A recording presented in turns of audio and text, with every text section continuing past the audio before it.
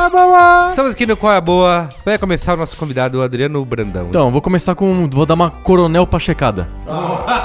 Eu queria... Virou verbo já. Já, claro, né? Toma essa, Luiz Gino. Que é o novo Jabá, né? O novo nome científico do Jabá. E eu queria falar do meu blog e do meu podcast sobre videogames. Videogames antigos, a gente tem uma regra dos 15 anos. Se o jogo tiver menos que 15 anos, a gente não fala sobre ele. Muito bom. Que é o site PocoPixel, pocopixel.com. E tem um podcast toda segunda-feira, eu e o Danilo do Bola Presa, que o Guga falou algumas... Pô, que legal. A gente fala juntos sobre jogos antigos e tal, bem interessante. O blog PocoPixel tem um conceito meio de enciclopédia, é um post por jogo, então a gente comenta um jogo só, como se fosse resenhas de jogos antigos. E o podcast é temático, toda semana tem um tema diferente. Então é pocopixel.com. E de quais as boas mesmo, eu tenho duas também ligadas a videogame. A primeira é um documentário da Red Bull Music Academy, chamado Digging in the Charts. É um documentário sobre música japonesa de videogame. A tese básica do documentário é que o maior produto de exportação musical do Japão é a música de videogame. Então os caras vão lá atrás dos compositores de videogame, da Nintendo, da Sega, e ele conversa com os caras. E é muito legal porque ele faz o contraponto entre a conversa do compositor do jogo, hoje, né, 20 anos depois, sei lá, com de vários caras que são influenciados por eles. Então tem o DJ, não sei o que, o cara que faz o disco não sei das quantas, que fala, pô, a música do Streets of Rage foi puta inspiração, não sei o que. São 6 capítulos de 10 minutos, mais ou menos, cada um, que é com um cara do Streets of Rage, que ele gostava de cena clubber europeia, não sei o que, e quando a SEGA chamou ele pra fazer o jogo, ele transpôs aquele mundo pro Streets of Rage. Inclusive, ele acabou de lançar um vinil da trilha sonora do Streets of Rage. Virou arte. E é bem bacana, são 6 episódios, no YouTube também tem, se eu não me engano, vale super a pena pra quem gosta de videogame e música de videogame. A segunda dica é um jogo pra iPad, que na verdade é um jogo um jogo de 2013 de PC chamado Papers, Please. Ele foi lançado pra iPad agora no começo do ano, em janeiro. Já tem pra iPad? Já tem pra iPad. E ele funciona Carlos Merigo de jogo do ano. Fluentemente, assim, no iPad. É melhor jogar no iPad do que jogar no PC. Porque, como é que funciona o Papers, Please? Você é um agente da fronteira de um país comunista dos anos 80, que chama Ars Totica, e você é responsável por deixar as pessoas entrarem no país. Então, o cara chega, te dá o passaporte, te dá o documento, e você tem que conferir se tá tudo certo. Se tiver algum problema, você carimba lá, nega o passaporte e manda o cara de volta pra casa. Se ele tiver tudo ok, você carimba, o cara pode entrar no país. E vai acontecendo muitas coisas nesse meio do caminho. Tem todo um contexto social, né? De você ter o tempo de trabalhar, se você... Sim, você tá sob pressão. Exatamente. Então, às vezes, tem um plot de revolução, o cara quer entrar no país, mas ele não tem os documentos, aí será que você deixa ou não deixa? O cara quer te subornar pra entrar no país, será que você aceita o suborno? Porque, afinal, você tem que alimentar lá a família inteira e o dinheiro que você recebe não é suficiente. Então é um jogo bem bacana, parece chato você ser um burocrata, né? Um jogo de burocracia que você tem que ficar analisando o passaporte. E a burocracia é divertida porque todo dia muda a regra. Agora, pra entrar no país, tem que mostrar também um papelzinho que tem a tua altura e o peso.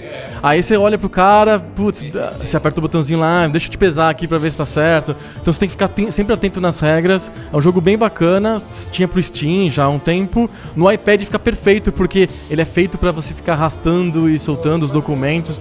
Vale super a pena no iPad, eu não sei quanto custa, acho que $9 ou coisa desse tipo. Mas o jogo é sensacional, vale super a pena. Qual é boa, Alexandre Marão? Eu trouxe aqui 2 álbuns maneiríssimos. Então assim, um deles é o Belladonna e o outro se chama... Fala no microfone.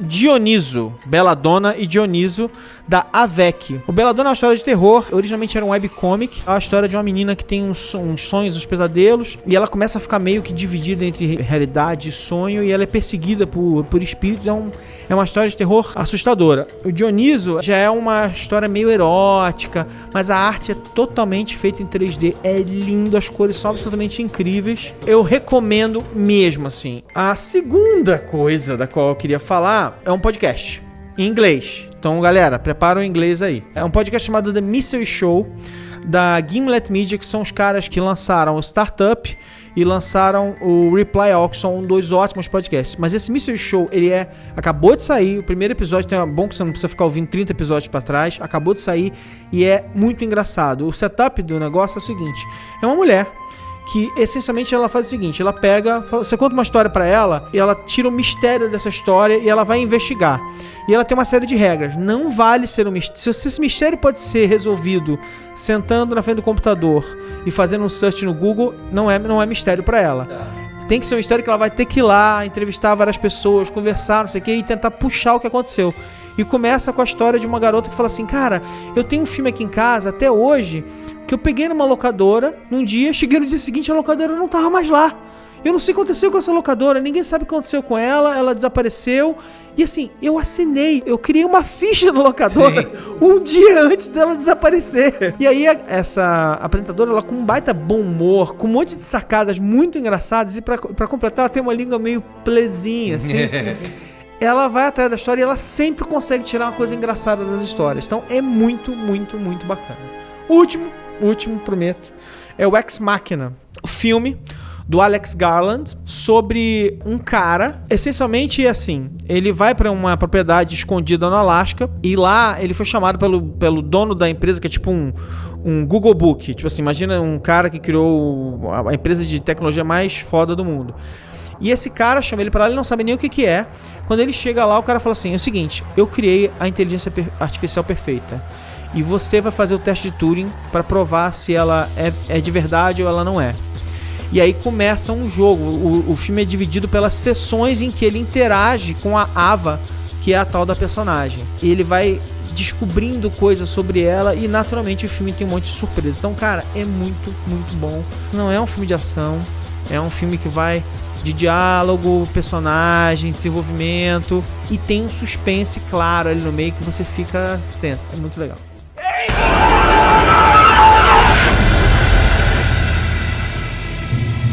Cristiano Dias. Gostei desse verbo coronel pra checar.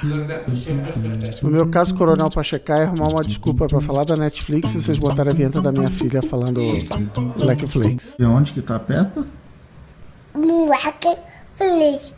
Uma série que não sei se já foi qual é a boa aqui, é Chef's Table, que é uma série da Netflix de 5, 6 episódios, menos de 10 episódios, produzido pelo cara que dirigiu o Jiro Dreams of Sushi. Ele pega alguns chefes do mundo que mudaram alguma coisa no seu mercado local, ou na maneira de ver a culinária e tal. Então tem um chefe italiano que mudou, a comida italiana era a comida da vovó, da nona, né? Então ele deu uma modernizada. Tem um americano que é mega orgânico e tal. Tem o chefe argentino que é irado, que ele é roots, assim, ele faz na lenha, ele suja a mão e tal.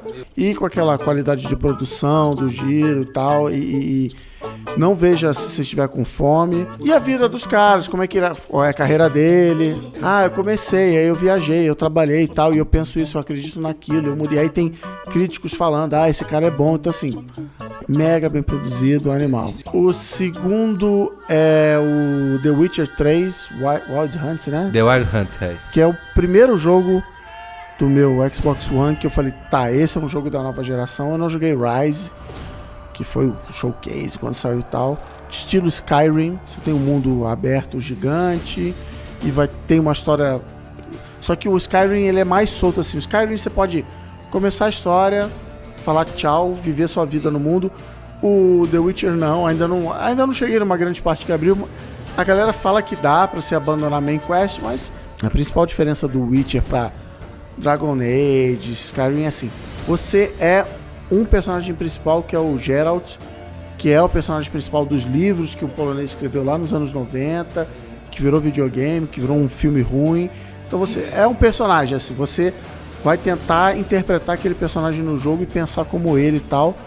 Os jogos anteriores do Witcher são famosos por ter realmente uma bifurcação mais ou menos no meio do jogo. Você tem que escolher entre A e B, e aí o jogo vira coisas diferentes. Então dizem que nesse tem trocentos finais diferentes. Finais diferentes e tal. Então, assim, eu tô achando muito bom. É um jogo gigante, 100 horas de duração e tal. E ele tem pra Xbox One, PS4 e PC. Então The Witcher é o que está consumindo minha vida. Muito bem. E a terceira dica, já que 3 é um número mágico aqui nesse Qual é a Boa, a dica literária É o 1Q84, o livro que o senhor Alexandre Marão me deu de presente há 2 natais atrás e que eu parei para ler agora. E ele, na verdade, são 3 livros, mas que eu resolvi ler na sequência como um grande livro de 1.500 páginas e que é escrito por um autor japonês super badalado agora, que eu não vou me arriscar a falar o nome. O problema de eu falar desse livro aqui é descrever o livro, primeiro, sem dar spoiler, mas assim, é uma história que se passa... Não sei nem por onde começar. Ele se passa no mundo real, só que não é no mundo real, porque o Q é justamente de que no meio do livro alguém descobre, não, eu não tô no mundo real, então em vez de ser em 1984, eu estou 1Q84. É um livro que só um autor japonês poderia fazer. Não no sentido de ser assim ou ser assado, é assim. Pensa na Viagem de Chihiro. O Walt Disney, por mais gênio que ele seja, ele nunca faria a Viagem de Chihiro. Porque tem aquela fantasia, a cultura introjetada, né? É japonês. Só um japonês, ou no máximo um chinês ou um coreano conseguiria fazer aquilo. Então, um Q84, ele é muito disso. Ele é uma história...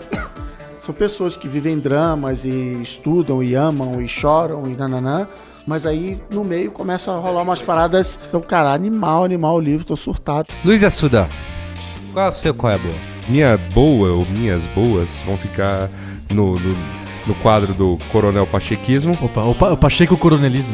Pacheco Coronelismo. O outro podcast da casa, o Mupoca, completou 1 ano neste mês de maio. Parabéns! Obrigado, gente. Fizemos essa semana um programa comemorativo. A gente tá falando de um tema super leve essa semana, que é pequenos prazeres. Só pra realmente dar muita risada, comemorar com os ouvintes e tudo mais. Então, fica aí o jabás. Mas, enfim, como a pauta do programa do Mupoca era pequenos prazeres, eu vou falar aqui, e a boa é essa, sobre um pequeno prazer que eu tenho, que é me curtir, né? Adoro me curtir, adoro me fazer mimos. Roda a vinheta aí. Coisas da Rua, com Luiz Assuda. É o seguinte, uma coisa que eu gosto muito de fazer é tomar uns drinks, às vezes, com bons amigos, uns bons drinks com bons amigos. E eu tenho, né, entre os meus favoritos, né, o Negroni, que é vermute, né, com Campari e gin. E com uma rodelinha de laranja que fica...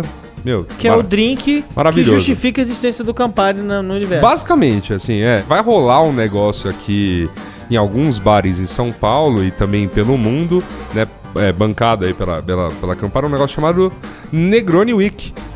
Que é basicamente aí, né, Negronis a preços camaradas e com a galera compartilhando a sua paixão por Negroni e tudo mais nas redes sociais. Eu sei que também é a bebida favorita de uma galera aí e tal, que escreve sobre gastronomia, sobre noite e tudo mais. De repente, uma oportunidade aí para desvendar esse mundo. Esse mundo para você, né, que ainda não conheceu essa bebida rara. Meu qual é boa? É um qual é boa já antigo, mas eu acho que quem não desfrutou deve desfrutar dessa grande série, já que agora no dia 3 de junho vai estrear o filme Entourage. Entourage é uma série da HBO de comédia que estreou em 2004, foi até 2011, mais ou menos. Sensacional a série, que contava os bastidores de uma estrela de Hollywood em ascensão. Ela é basicamente uma piada interna de Hollywood, então ela traz tem participações especiais de vários diretores e atores, então eles falam do Scorsese e de repente o Scorsese aparece, sabe? Vai em festinhas em casas em Hollywood, aí tem outros atores que fazem pontas ali. E é legal porque ele também mostra esses bastidores de agenciar atores, de negociar papéis e tudo. É óbvio que tem uma boa dramatizada ali, mas é um pouco de uma imersão nesse mundo, né? E agora vai estrear o filme no mês que vem. Eu acho que tem grande chance de ser uma grande bosta, na verdade, mas é uma maneira de revisitar esses personagens que eu acho que, pra mim, pelo menos, tem uma saudade de viver nesse mundinho, assim. Certo? Então essa é a minha recomendação. Antes de assistir o filme, assista a série, você vai se divertir muito. Certo? Beijo do gordo. Valeu. Tchau.